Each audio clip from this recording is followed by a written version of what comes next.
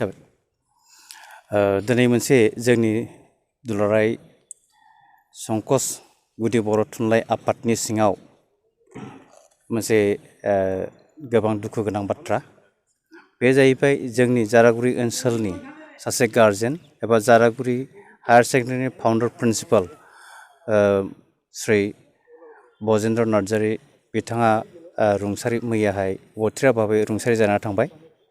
बिथांनि रुंसारि जानायखौ खबर मोननाय लोगो लोगो जोंनि गासैबो संकस प्राइमारिनि सिङाव थानाय जेसेबां न'खरफोर दङ बे न'खरफ्रा गासैबो दुखु फोरमायदों आरो लोगोसे जोंबो आफादनि जानानै संकस गुदि बर' थुनलाइ आफादनि जानानै गोबां बिथांनिसिम दुखु फोरमायनाय थाबाय।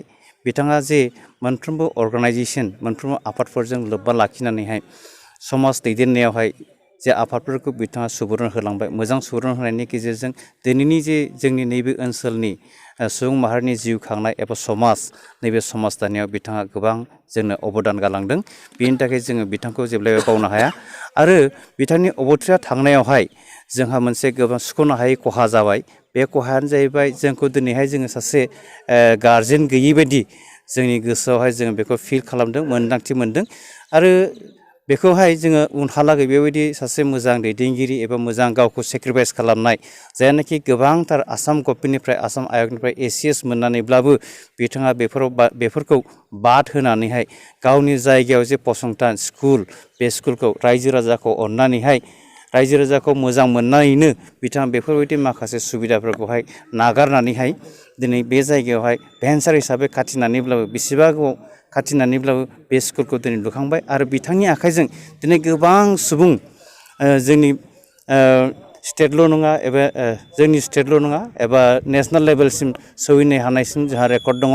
बेनिखायनो बिथांनि जे कन्ट्रिबिउसन जोंनि फारसे जोंनि समाज दानाय सुबुं न'खर दानाय बेहाय बिथांनि अबदानखौ जों बावना थांनो हाया।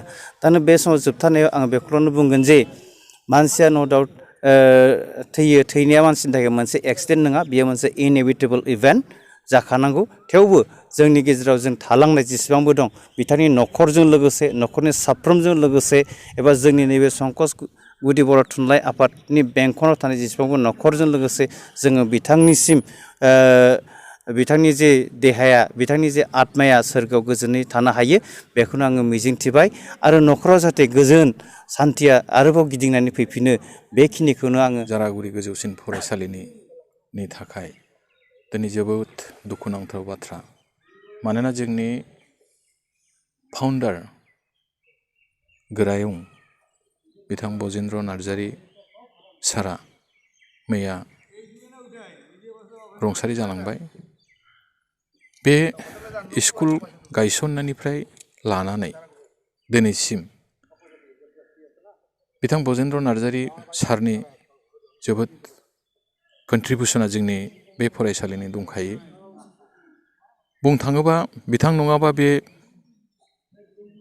फरायसालिया बेबायदि पजिसनावहाय फैनायनि खुनु स्क'पआनो गैयामोन। दा बेनिखायनो हरखाबै बिथाङा रुंसारि जानायखाय जों जोबोद दुखु मोनदों।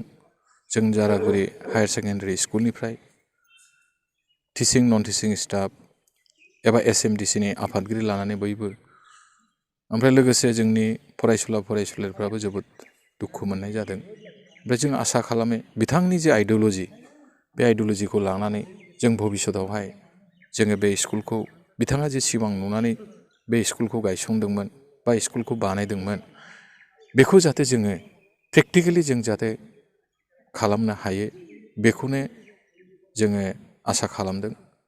लोगोसे बिथांनि रुंसारिखौ जोङो ओरैबायदि जोङो सानदों जे बिथाङा जे 1974नि एप्रिल दाननि 1 थारिखआव जइन लानानै 2007नि अक्ट'बर दाननि रिटायारमेन्ट मोनदोंब्लाबो बे स्कुलखौ मालाबाबो नागाराखैमोन। बे स्कुलनिफ्राय जेसेबां बे मेट्रिक आनजादनि सेन्टारबो दंखायो, हायार सेकेन्डारि आनजादनि सेन्टारबो दंखायो। बिथाङानो आफादगिरि हिसाबै दिनैसिम सालायदोंमोन। बे बारावबो बिथांखौनो जोंनि रायजो राजाफ्रा आफादगिरि हिसाबै सायख'नानै लादोंमोन। नाथाय दुखुनि बाथ्रा मैया जोंनिफ्राय बिदाय लाना थांबाय।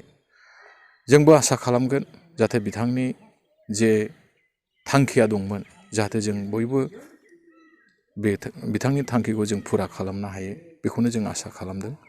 ओमफ्राय लोगोसे बिथाङा जाहाथे आलो गोजोनावहाय जायगा मोनखायो आरो बिथांनि फेमिलिनिसिम जाहाथे बे जे मोनसे गिदिर खहा जाबाय बे खहा जानायखौ फुरा खालामनानै आरोबाव जाहाथे मोजाङै बिथांमोनहाबो सोलिनो हायो बेखौनो जों आसा खालामदों।